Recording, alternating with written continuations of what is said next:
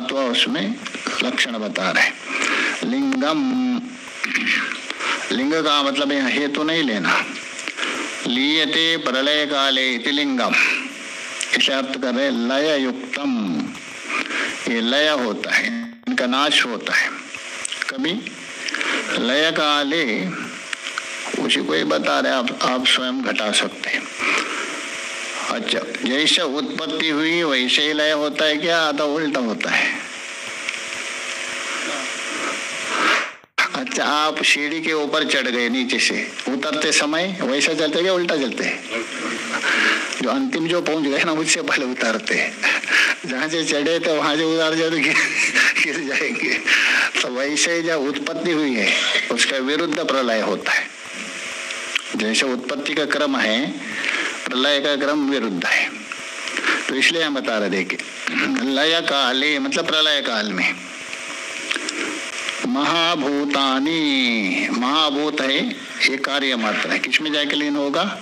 तन्मात्रेषु लीयन्ते, तानि तानि तन्मात्रानि, और एकादश इंद्रिय सह, क्योंकि इंद्रिय का कोई कार्य है नहीं ना, तो तन इंद्रियों 11 इंद्रियों के सहित तन्मात्रा जाके किस में लीन होगा? उसका कारण अहंकार में। सच अहंकारो बुद्धो, बुद्धि में लीन होगा। साचा जो बुद्धि मतलब महत्त्व, वो किस में लीन होगा? प्रदाने लयम याति, किंतु प्रदान किस में लीन होगा? पुरुष में। प्रदान किसी में लीन नहीं होता है, वो आपका होता है। इनका प्रदान है नित्य है, किंतु परिणाम नित्य है। कूटस्थ नित्य है, पुरुष है, दोनों नित्य है। पुरुष कूटस्थ नित्य मानते हैं, प्रदान परिणाम नित्य है, वो लीन नहीं होते किसी में, मोक्ष काल में भी पड़े रहते हैं। तो इसलिए बोले साचा बोल तो बुद्धि, प्रदाने लयम याति थी। तथा और भी देखिए व्यक्त कैसा है? सावयवम, ये सावयव है। सावयव का अर्थ कर रहे अवयव, अवयव बोल तो पार्ट उसके। शब्द स्पर्श रस रूप गंध, इसमें शब्द है, स्पर्श है, रूप है, रस है, गंध है, ये सब रहेंगे इनमें, इसमें व्यक्त में, इसलिए सावयव है। अच्छा, ये शब्द स्पर्श रूप रस गंध है, क्या मातत्व बुद्धि में रहेंगे? बुद्धि ग्रहण करता है, इसलिए उसमें भी रहेंगे। शब्द आदि को ग्रहण कौन करता है? बुद्धि ग्रहण करते। हाँ, इंद्रिय से क्या हो? मनसा पश्यति मनसा शृणोति, इंद्रिय निमित्त हो गया, किंतु बुद्धि से ग्रहण करते हैं। इंद्रियों के निमित्त से ग्रहण बुद्धि करता, इंद्रियों का काम है वह पहुंचाना, तत्त विषयों के पास पहुंचाना, किंतु ग्रहण बुद्धि करती, इसलिए शब्द आदि उसका साथ मानना पड़ेगा संबंध। सचा, इसलिए बोल रहे हैं शब्द स्पर्श रूप रस गंध तई सह, उनके साथ रहने से वो सवयव माना जाता है। अथवा केवल बुद्धि ही लेते, उसमें अहंकार आदि भी पड़े, राग द्वेष आदि शब्द को पड़ा है ना, इसलिए भी सवयव है। सवयव का मतलब यही मात्र नहीं लेना, आप स्पर्श कर सकते इतना नहीं, उसमें कोई ना कोई गुण रहे तो सवयव। इसलिए वेदांत की दृष्टि से आकाश भी क्या है? सवयव है। नहीं, हाँ, शब्द है, बाद में उत्पन्न हुआ है, जो उत्पन्न हुआ है वो सवयव ही मानना पड़ेगा।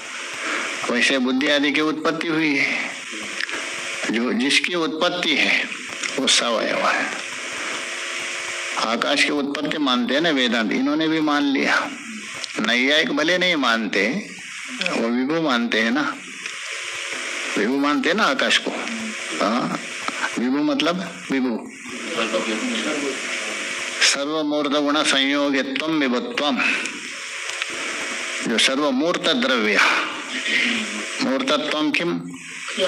क्रियावत्वम मूर्तत्वम। वेदांति का मूर्त नहीं, 5 मूर्त है, सभी मूर्त द्रव्य के साथ जो संयोग होता है वो विभु मानते।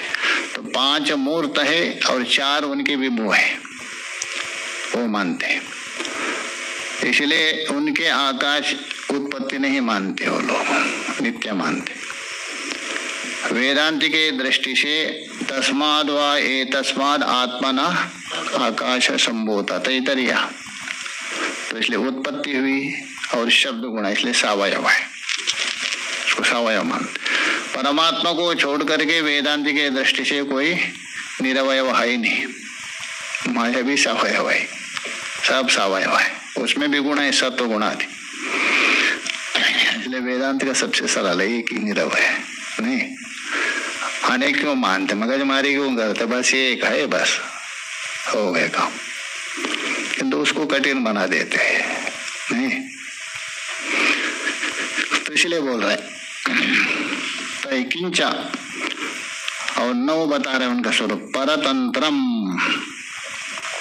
परतंत्र का मतलब है दूसरे का आश्रय, दूसरे से उत्पन्न होना, उसको लेके बोल रहे न आत्मना प्रभवते। आत्मना बोल दो स्वयं उसकी उत्पत्ति नहीं होती, दूसरे के द्वारा उत्पन्न होता है, दूसरे के द्वारा उत्पन्न होता है और दूसरे में आश्रित रहता है, दूसरे के अधीन है, इसलिए परतंत्र है। एक नहीं, तीनों, उत्पत्ति दूसरे से, आश्रय दूसरे से और लय होता है दूसरे में, इसलिए उत्पत्ति स्थिति लय तीनों को लेके परतंत्र है, केवल एक को लेके नहीं है। यहाँ तो एक दिखा है ना, आप तीनों लीजिए। उत्पत्ति भी स्वयं से नहीं हो रहे, दूसरे से हो रहे हैं, और स्थिति भी दूसरे के अधीन है, लय भी जाके दूसरे में हो रहा है, इसलिए परतंत्र। आत्मना बोल तो स्वयं न प्रभवती, स्वयं उसकी उत्पत्ति नहीं होती, दूसरे से होती। यथा प्रधान तंत्र बुद्धि, तंत्र बोल तो अधीन, यहाँ तंत्र का तात्पर्य अधीन होता है। तंत्र का 3 अर्थ होता है ना, तंत्र बोल तो तंत्र शास्त्र, आगम को तंत्र शास्त्र बोलते हैं, और तंत्र का बोल तो अधीन, और तंत्र का मतलब है सकृत उच्चरितत्वे सते अनेकार्थ बोधकत्व, तंत्रत्व। एक बार उच्चारण किया उसका अनेकार्थ बोधक हो, उसको भी तंत्र माना जाता है। या पाणिनि जी ने हलंत्यम एक बार उच्चारण किया, किंतु 2 बार होता है हलंत्यम। बता रहे आत्मना न प्रभवती यतः प्रधान तंत्र, तंत्र बोलते यहाँ अधीन लेना, तंत्र शास्त्र भी नहीं है, न सकृत उच्चरित सती अनेकार्थ नहीं। और बुद्धि तंत्रो अहंकार, अहंकार है बुद्धि के अधीन है, क्योंकि कारण है ना उसका। और अहंकार तन्मात्राणी, तन्मात्रा है अहंकार तंत्र, अहंकार के अधीन है, उससे उत्पन्न होते हैं। तन्मात्राणी इंद्रियाणि च, और तन्मात्रा तंत्राणि कौन, पंचमहाभूतानि। पंचमहाभूत किसके अधीन है, तन्मात्र के, क्योंकि उससे उत्पन्न हुआ ना, इसलिए उसके अधीन है। एवं परतंत्रम, इस प्रकार ये व्यक्त क्या है, परतंत्र अर्थात परायत्तम। परतंत्र का अर्थ क्या, परायत, दूसरे के आश्रय है, दूसरे के अधीन है। व्याख्यातम व्यक्तम, इस प्रकार व्यक्त का निरूपण हो। ये 9 है व्यक्त में, 9 गुण कहिए अथवा 9 स्वभाव कहिए, किसका, व्यक्त का। इसका उल्टा करना है आपको, विरूपता अथवा वैधर्म्य बताने के लिए, दोनों में वैधर्म्यता दिखाना है। अब इसका उल्टा करे वैधर्म्य हो जाएगा। अतो अव्यक्तम व्याख्यास्यामा, अभी तक व्यक्त का निरूपण किया, इसका 9 गुण मान दीजिए अथवा 9 स्वभाव मान दीजिए, यही व्यक्त। उसके बाद जो अव्यक्त है उसका व्याख्यामः, उसकी व्याख्या करें। विपरीतम अव्यक्तम, विपरीतम अव्यक्तम किससे? जो व्यक्त है उससे विपरीत कर दीजिए। व्यक्त जो बताया था विपरीत कर दीजिए, जो अव्यक्त का लक्षण होगा। एतेरेव गुणैर, अभी 9 गुण बताया ना इसका, व्यक्त का, और यही गुणेर एतेरेव गुणैर यतोक्तेर, यतोक्तेर बोल दो। यहाँ कारिका में जो 9 बता दिया, हेतु मत से लेकर परतंत्र तक, हेतु मत से प्रारंभ किया था और 9वां बताया था परतंत्र तक। वही यतोक्तेर विपरीतम, विपरीत कर दीजिए हेतु मत का अहेतु मत, और अंतिम में परतंत्र का मतलब स्वतंत्र। तो विपरीतम किम अव्यक्तम, मतलब व्यक्त के जो 9 गुण बता दिया हेतु मत से लेकर परतंत्र तक, उसके विपरीत है अव्यक्त है।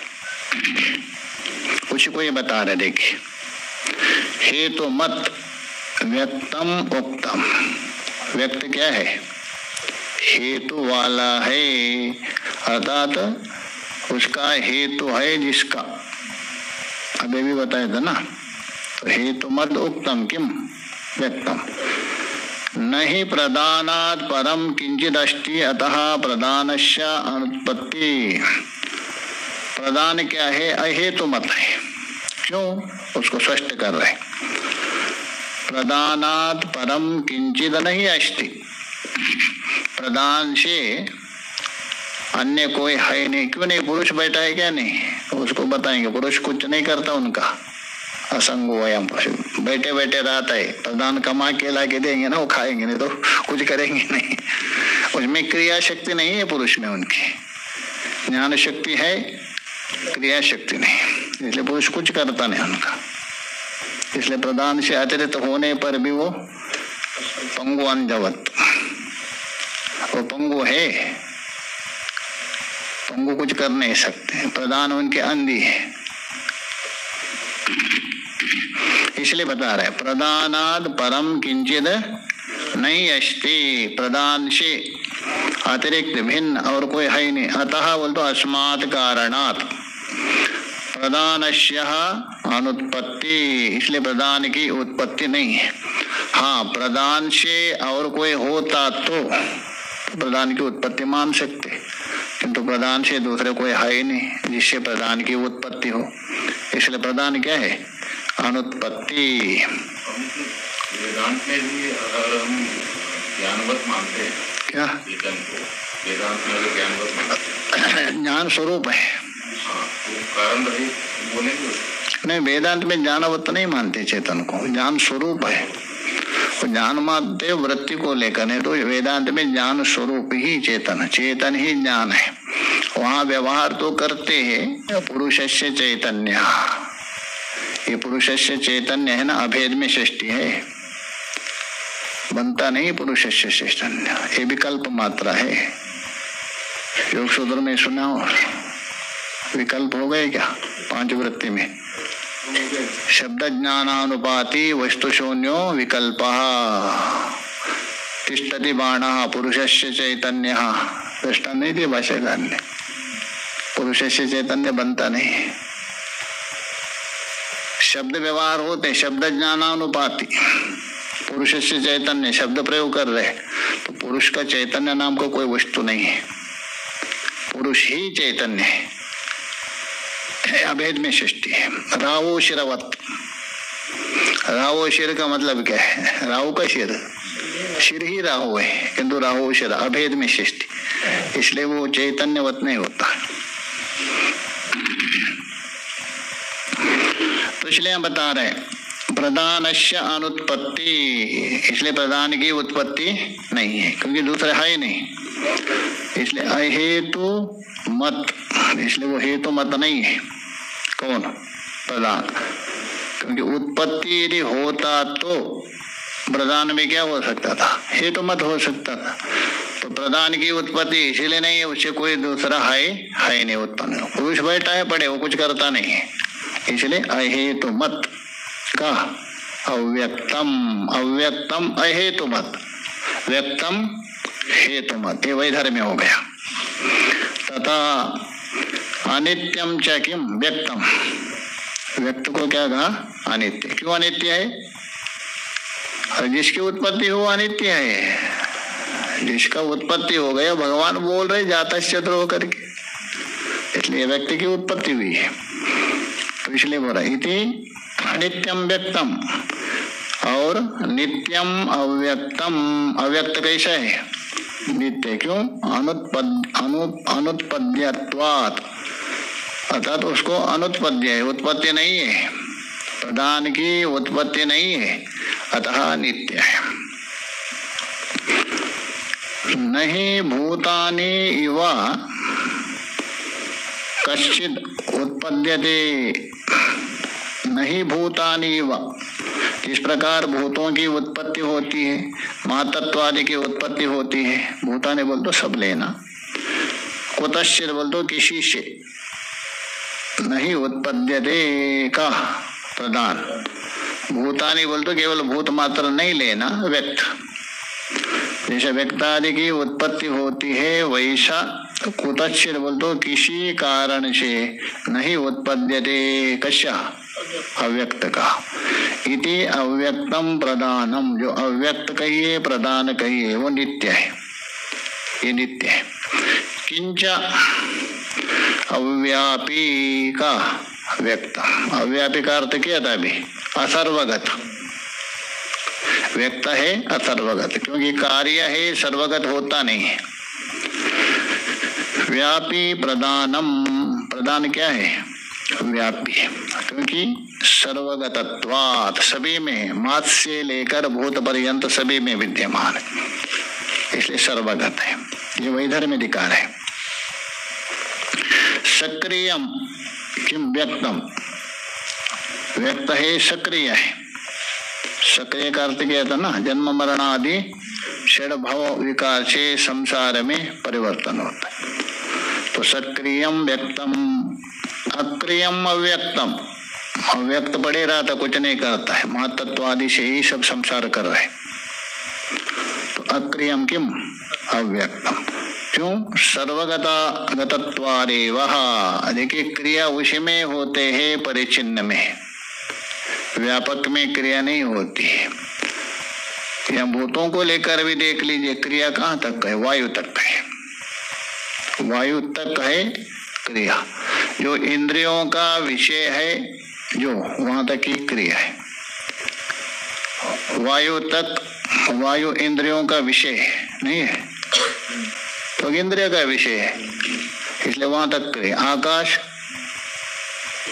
किसी इंद्रिय का विषय है, किसी का ही नहीं, इंद्रिय का विषय नहीं है, इसलिए वहां क्रिया नहीं।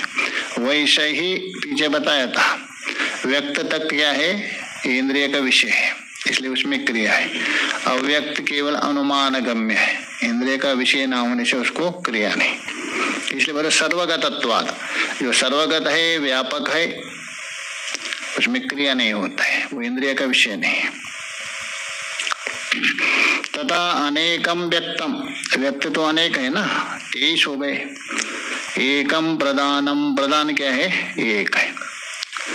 कारणत्वात्, मूल कारण है, तो मूल कारण होने से वो एक है।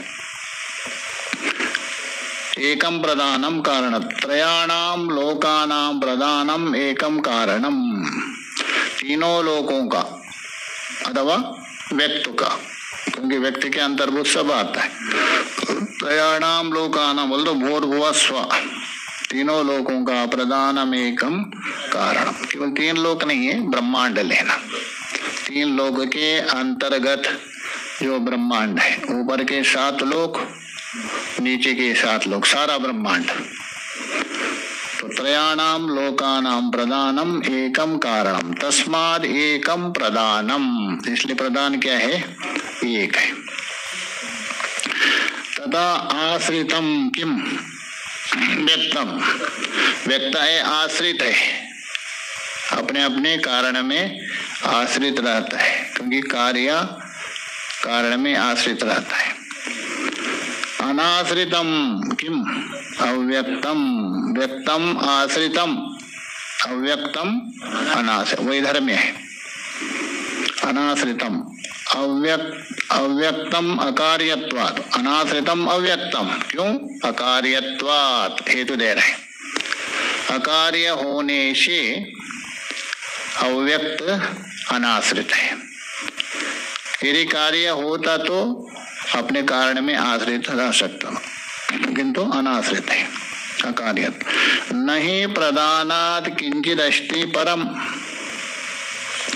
प्रदान से अतिरिक्त कोई वस्तु है नहीं जो प्रदान का आश्रय बने। कोई कहेंगे पुरुष, पुरुष किसको आश्रय नहीं देता है, वो कुछ करता नहीं, पहले बताया था। वेदांति का नहीं लेना, वेदांति के अनुसार माया से, माया भी आश्रित है किसमें? चैतन्य में कल्पित है। ये वेदांत नहीं, सांख्य सिद्धांत है। इसलिए बोल रहे प्रदानात् किंचित नहीं अस्ति परम। यदि कोई कहेंगे प्रदानात् परम पुरुषो अस्ति, तो बोल तो पुरुष अस्ति, बोल तो पुरुष करता नहीं कुछ, रहने से कोई उसको कोई उपयोगिता नहीं, असंग रूप से पड़े रहता है।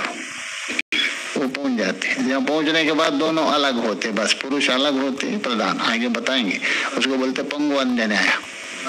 ये बोला जाए कि सांख्य में पुरुष है वो सूर्य और प्रकृति है सोलर सिस्टम जो ऑटोमेटिक हो रहा है, वो तो अपना वेदांति में, सांख्य में नहीं। सांख्य में उनका प्रकृति है पुरुष के संबंध के बिना अपने आप करती है।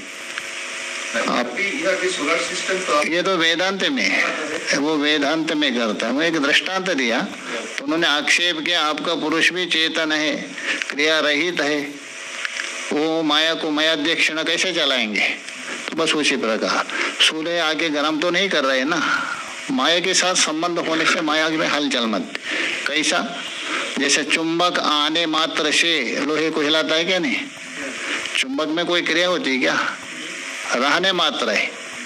चुंबक का रहने मात्र से लोहे में क्या होते हैं? क्रिया। वैसे ही पुरुष के रहने मात्र से ये माया में क्रिया होने लगती है हमारे में, किंतु वो ऐसा नहीं मानते। यही वेदांती कहते हैं ना, आपका प्रधान तो जड़ है, जड़ कितने भी निपुण हो, आपकी कौन सी भी गाड़ी हो, मर्सिडीज हो अथवा वो BMW हो, बिना हुआ चेतन से अपने आप चलेगी क्या? कोई ना कोई चेतन हुआ, रावट भी तो बिठा दे दो कम से कम, वो भी चेतन ने बिठाया ना, उसके बिना नहीं हो सकता है। महिमना में नहीं खंडन किया पुष्पदंता ने, क्रतुस्तुत्सा करके आपको यज्ञ तो ध्वंस हो गया, फल कौन दे रहे? मीमांसा को खंडन नहीं किया महिमना में, आता नहीं श्लोक क्रतु ध्वंसता करके। नष्ट हुआ जो यज्ञ फल कैसा देता है? वो बोलता अदृष्ट। कौन बोलते हैं? मीमांसक। अरे अदृष्ट जड़ है, वो कैसा फल देगा? इसलिए फल देने वाला कोई ना कोई एक तत्व है चेतन। फलमता उपपत्ति ब्रह्मसूत्र में, कर्म करने में आप स्वतंत्र है, भगवान ने छूट दिया, कर्म में हस्तक्षेप नहीं करता। इसलिए गीता में क्या? अनुमंता। गीता में है ना, भगवान को अनुमंता, आप जैसे करेंगे ऐसा अनुकरण करता है, निषेध नहीं करता है पीछे पीछे जाके, किंतु फल देते समय वो हाथ में रखा है भगवान ने। स्वतंत्रम अव्यक्तम प्रभवती आत्मना, स्वयं प्रकट होते। इस प्रकार ये जो नौ है वही धर्म है। व्यक्त हेतु मत है और प्रधान का अहेतु मत है।